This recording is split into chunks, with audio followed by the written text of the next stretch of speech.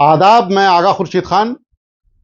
All India Muslim Personal Law Board ने ऐलान किया है कि वह वक्फ संशोधन बिल के खिलाफ सड़क पर उतरेगा। बोर्ड के पदाधिकारियों ने मंगलवार को कहा है कि 17 मार्च को दिल्ली के जंतर मंतर पर वक्फ बिल के खिलाफ बड़ा प्रदर्शन किया जाएगा। उन्होंने कहा है कि इसके जरिए एनडीए सरकार में शामिल राजनीतिक दलों के अलावा सेकुलर राजनीतिक दलों की अंतरात्मा को जगाने का काम किया जाएगा। बोर्ड के प्रवक्ता सैयद कासिम रसूल इलियास ने बताया कि 17 मार्च को जंतर मंतर पर धरना होगा। इसमें कई मुस्लिम और सामाजिक संगठनों के साथ विपक्षी सांसद भी शामिल होंगे। इलियास ने कहा कि भाजपा के सहयोगी दल जैसे टीडीपी और जनता दल यू को धरने में नहीं बुलाया गया है। उन्होंने कहा है कि यह दुर्भाग्यपूर्ण है कि भाजपा की सांप्रदायिक राजनीति में उसकी सहयोगी पार्टियां भी साथ दे रही हैं। बोर्ड का दावा है कि करीब 5 करोड़ मुसलमानों ने जेपीसी को ईमेल के जरिए अपनी राय भेजी थी, लेकिन उनकी बातों को नजरअंदाज कर दिया गया। बोर्ड ने चेतावनी दी है कि अगर बिल पास हुआ तो देश भर में आंदोलन होगा। इलियास ने कहा कि यह बिल मुसलमानों पर सीधा हमला है।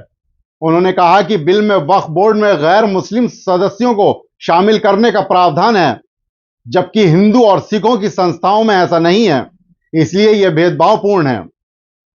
बोर्ड के महासचिव मौलाना फजलुर रहीम मुजद्दिदी के नेतृत्व में एक डेलीगेशन ने तेलुगु देशम पार्टी के प्रमुख और आंध्र प्रदेश के मुख्यमंत्री चंद्रबाबू नायडू से मुलाकात की थी। बोर्ड के मुताबिक नायडू ने कहा था कि वे मामले पर गौर करेंगे और फैसला लेंगे।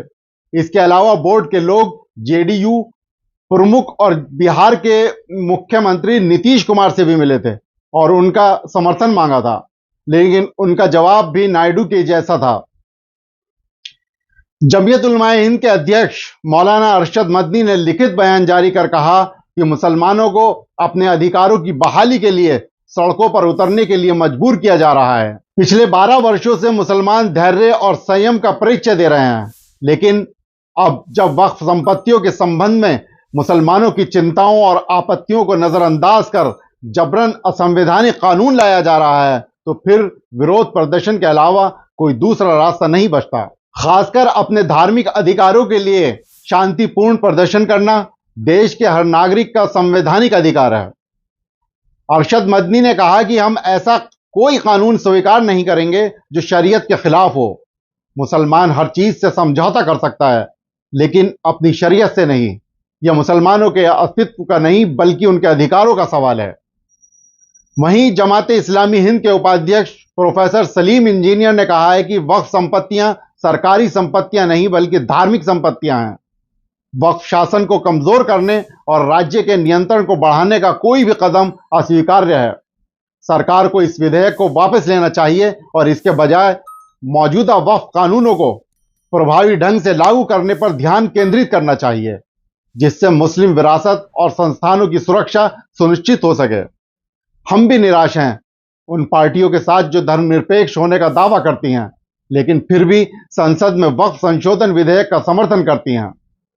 अब देखने वाली बात यह होगी कि सभी मुस्लिम संगठन, सामाजिक कार्यकर्ता कितनी भीड़ जुटा पाते हैं, क्योंकि किसान आंदोलन के तर्ज अपनी मांग मंगवाना आसान नहीं होगा।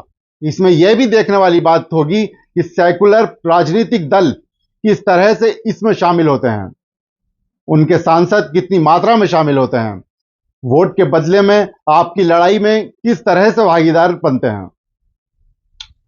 बहरहाल अब 17 मार्च को जंतर मंतर पर सभी संगठनों का जॉइंट आंदोलन है।